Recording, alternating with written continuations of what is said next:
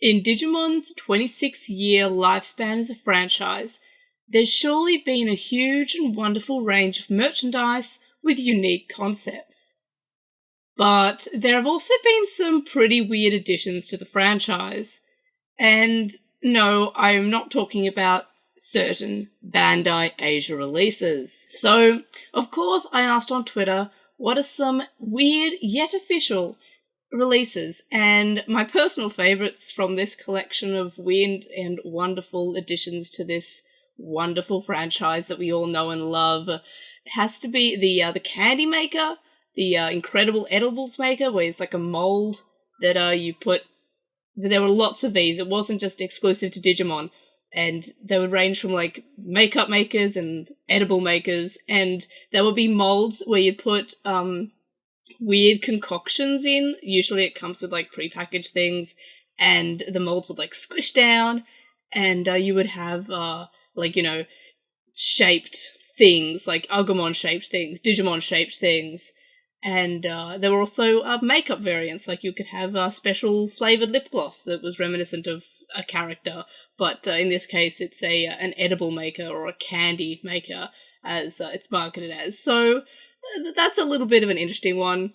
Another of my favourites from these submissions would have to be the Agumon calculator and stapler. I almost forgot the word for a stapler there. That's a bit of a concern, but this kind of ties into my first point, is that in the early 2000s, it was kind of like an onslaught of just everything that exists, every idea that you can release something as, would be released for each franchise. So there was just an onslaught of these releases that were just, Thing plus Digimon.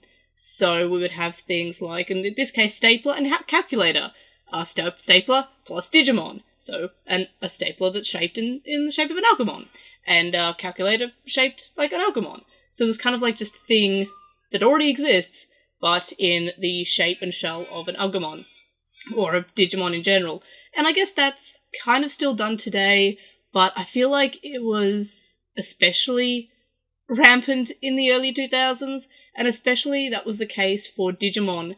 My favourite of these would have to be the piggy banks.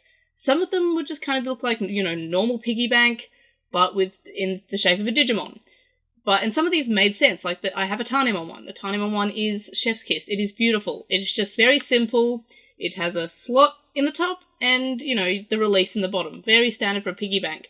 However, there are some of them that look a little bit weird. Multimon's looks a little bit squished. Bukamon's looks a little bit suggestive. I don't know why they had him in that shape. I guess it was cute at the time. It just looks a little bit weird. It's very cute though. I would love to have the Bukamon one. It's kind of funny. It has it has a certain energy that it's just kind of funny. So in any case, a lot of them had piggy banks, especially with the baby and in training forms. That's pretty cool. There's also the Vmon alarm clock that I've mentioned before. So again, you can see it. Thing that already exists, piggy bank, plus Digimon equals Bukamon leaning back like that, waiting for you to put coins in his belly, I guess. So, pretty standard. And then, of course, there are the weirder ones that you probably saw from the submission request on Twitter. There were the walkie-talkies, where it was Ty and Matt, but the walkie-talkie button was kind of like where their belly button would be, and in one of them it's weirdly flesh-coloured, so it just looks like they've got like this giant belly button that you need to press, which is kind of horrific in a way. And there's also, of course, a lot of people submitted these. They are the bath sponges, which range from aw, cute to aw, horrifying, which I guess you could say the same about a lot of the early 2000s merch when, again, we're just Thing plus Digimon. And then, of course, there's the interactive Gilmon toy, which I've released a video on before. Has the same sort of feel to the Vmon alarm clock, but it feels more pointless, and I've, of course, done videos on those before.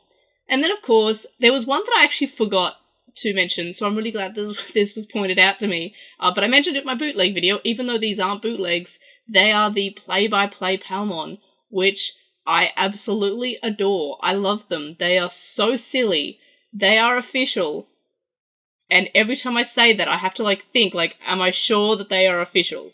I'm gonna say yes, but they look very strange. They look, it's like, I can't believe it's not bootleg. Like, they just look really weird. They've got really weird tongues. They're kind of like, meh. I love them, though. Very cute. They have a charm. I try to collect them because no one else buys them, I think. So they're just kind of, I have a rule where if it's on eBay for long enough and no one else is buying it, then I'll just assume that no one else wants it, so I will rescue it. But otherwise, like, I don't want to, like, be a hoarder in that way. Like, I'm kind of like, okay, people, you have your chance to buy them. It's been there for a while. Now I will rescue this Palmon that has no home. That's kind of my thing. I have 4 or 5, I think. I love the play-by-play Palmon very, very much. She is near and dear and sweet to my heart.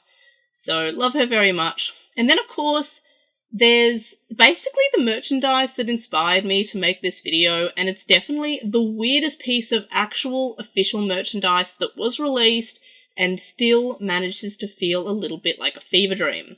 So, this wasn't in the 2000s, so we got weirder later on, so that's fun.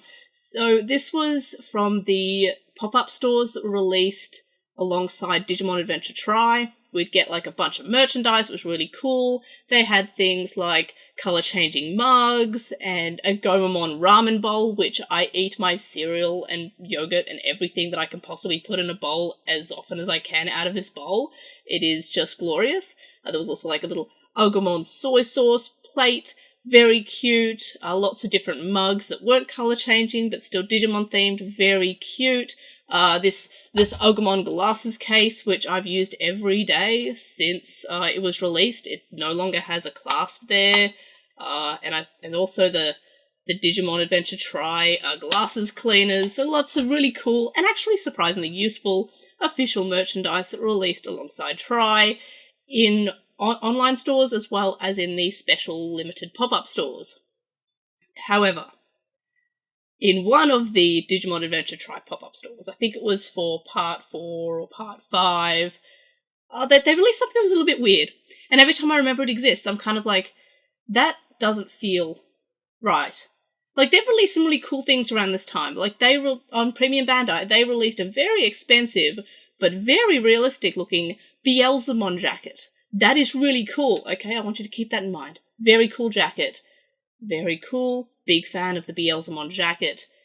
Was very expensive. Didn't get it. Was like, as you'd expect, was the price of a normal leather jacket. So, yeah, a lot. So I didn't get it. It was Premium Bandai only, so it was very exclusive. Keep that in mind. Very cool. Very good piece of merchandise. However, they also released an Angemon staff at this pop-up store that I'm talking about. And not a staff, no, not a real staff, not like a walking stick. No. Think smaller. It was an Angemon staff ear pick. You know, like one of those things you put in your ears, you clean it out. You're not meant to shove anything in your ear. You're meant to go to, if you need your ears clean, you're meant to go to a doctor. Nobody does that. Nobody actually goes to a doctor when they need their ear cleaned. They use the little Q-tips. It was an ear pick. I don't know anybody who got this. I actually regret that I did not get this ear pick myself. Not because I wanted to use it, just because I just really wanted to have it. Like, it just feels like a really weird... I would love to tell people I have an officially licensed Digimon ear pick. That's just... I don't know who came up with that idea. I don't know whether I want to hug them, slap them, or be very afraid of them. But that was a real thing that existed. I don't know anybody who bought the ear pick. Every time I tell people there was an officially licensed Digimon ear pick for Digimon Adventure Try at one of the pop-up stores, everybody's kind of like doesn't believe me until I bring out like the concept, like the art that they showed to promote it. Like, hey, look, here's this ramen bowl, here's this soy sauce plate, here are these color-changing mugs, and here's the Angemon ear pick that no one asked for. Yay! So yeah, I have no idea who asked for it, and I don't know anyone who got it. But I kind of regret not getting it when I got my Agumon glasses case. Like, I use the glasses case every day. I don't think I'd ever use the Agumon ear pick, the Angemon ear pick. But, yeah. So that inspired me to make a whole video about weird official merchandise, because ear pick. It's still a weird one for me. Like, I always have the what, whenever I mention the earpick. So in any case, those are the weirdest officially licensed merchandise. Before I finish off, I just want to mention one more thing. It's a piece of merchandise that I haven't been able to find online because I don't think they were released in Australia. And this is the official Digimon playsets. They kind of opened up, and there were a bunch of, like, there'd be a scene from the anime. And I don't think I've ever had one. I don't think they were released in Australia. I have a lot of memories of having similar playsets, but they always broke or were missing a piece. I don't remember if they were the Digimon ones. I'm assuming that they weren't released here because I've never seen them online for sale. I could be wrong, but I really want one. Maybe one day I will. They are very cool, and they were released for the first 3 seasons at least, but not sure if they released here, but I just wanted to mention that before I finished off, because I do love those, but I couldn't find, any good quality images of them, and no one sent through pictures of their own, and obviously I don't have one, so I couldn't just show you off mine. But in any case, that's it for weird but official merchandise, and it's kind of funny how there's some weird things that I can't believe it's not bootleg, and then there's some bootleg things where I can't believe it's not official. And I feel like Play-by-Play Palmon is perfect for that. But in any case, that's it for this video. Let me know your favourite weird official merchandise in the comment section below. Like this video for glorious Play-by-Play Palmon. Subscribe if you haven't already. And if you have subscribed, tell your friends, tell your enemies, tell your neighbours. And I apologise for my croaky voice. I'm just getting over a pretty bad cold, so apologies for that. And of course, I'll see you in the next video. Bye!